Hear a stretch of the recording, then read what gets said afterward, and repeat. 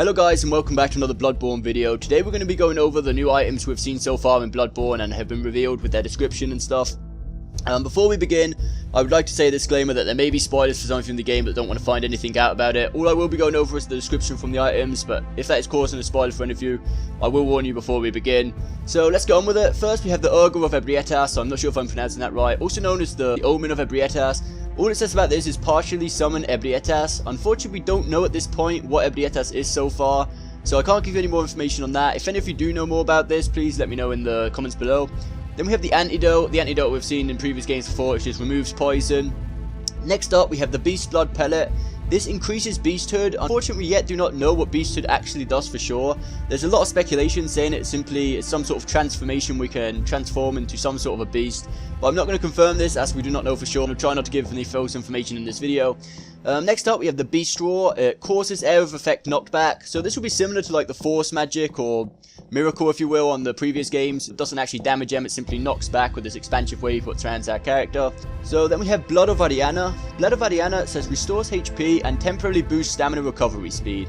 So the recovery speed thing is comparable to the item we've seen on Dark Souls. It's like that green herb, I can't remember what it's called right now. It consistently recharges stamina a lot quicker than it usually would, and on top of that effect it also restores HP. The HP is just going to be one boost, it's not going to be a constant thing like with the mushrooms we've seen on Dark Souls. Next up we have the Blood Vials. These are practically going to be like our Estus Flask of the previous games. However, I do believe they're going to be a system like Demon Souls where you just consistently find them, and once they're gone, they're gone. You don't recover them every time you start the previous checkpoint. Next up we have the Blue Elixir. This grants stealth while not moving. So what this will do is if we're not moving and we use one of these, it will make it harder for the enemies to detect us, a bit like the Thieves Ring in the previous games, but only as long as we remain still. So this will going to be useful if you want to go back and use an item before the enemies will charge at you again. Next we have the Blood Hunter's Mask. The description for this is allows you to reawaken at a lamp without losing your blood echoes. So as we know, the blood echoes are pretty much our currency in this game, similar to the souls have been in the previous games we've played. So this will be similar to the Ring of Soul Sacrifice of the previous games, that when we die we will respawn at the last checkpoint without losing any of our souls, in this case blood echoes. Then we have the Bolt Paper, which is pretty much like Pine Resin, pretty much just to enchant with bolt or electricity our weapon. Then we have Bone Marrow Ash, temporarily increases Quicksilver bullet damage. Cold Blood Dew says can be consumed to acquire blood echoes, so this will be like the souls we could always consume to obtain more souls, and in this case blood echoes. Next we have Fire Paper, again just enchants our weapon with fire for a period of time. Then we have the Gold Pendant, consumed to gain Blood Gem. Unfortunately again we do not know for sure what the Blood Gem is or does at this point, so I can't give any more information about that. Then we have the Great One's Wisdom, consumes to gain much insight. So what this is, insight, the exact description is, it governs the amount of inhumane knowledge you have acquired by exploring the game and defeating enemies. It is required to use the beacon and bell to summon other players into your game world. So this is going to be similar to humanity like I've said before. Basically you get this for killing bosses and stuff like that, and you will need it to be able to summon people into your world, the same as we've seen. You have to be in human form before to be able to summon people for co-op and all that, so I'm guessing this will be something quite similar. These will be practically humanities, I would say. So the Hand Lantern says use weapons in both hands while illuminating the dark. So this practically allows you to use a lamp without actually having to hold it up in one hand, so you can hold your weapon with two hands or whatever. Next we have the Hunter's Mark, used to return to the Dream Refuge at expense of all your blood echoes.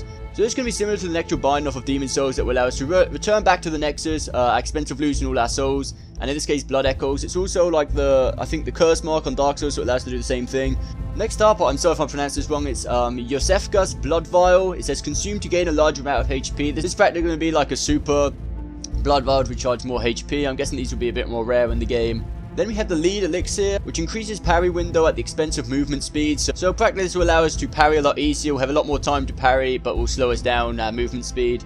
Then we have Madman's Knowledge that's consumed to gain insight. I'm not sure if this will mean more insight than the previous one. I'm not too sure of how this will work yet, as we're not sure about that. Then we have Pebble, round pebble that can be thrown at target. So what these will be useful for is you can throw them at the enemies to lure them out if you want to individually fight them and not get into too much of a group fight. Next we have the Quicksilver Bullet. Bullets consumed when shooting guns. These will basically be the ammunition we are going to be using in our shotguns and firearms. Next we have the Red Jeweled Brooch. I'm not sure if I'm saying that right. Used to gain Droplet Blood Gem. Again, I don't know what the Blood Gem does, so we'll be moving on. The Sedative, it is said to reduce frenzy. We are not 100% sure about this yet, but that is what is speculated so far. Then we have the Shaman's Bone Blade. It slash foes to cause them to lose their sense of direction.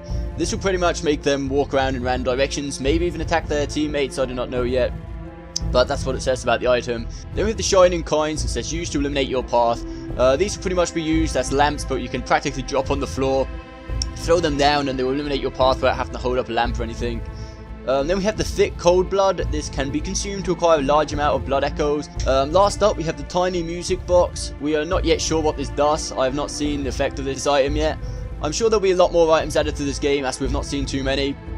But we'll have to wait and see. This is all the information I've got so far. So I hope this helped. If you have any more information of any of the items I didn't cover or I was mistaken on, please leave it in the comments. So anyway guys, I hope this video was helpful for some of you who are trying to find out as much as you can about Bloodborne before the game comes out. And we'll see you next time.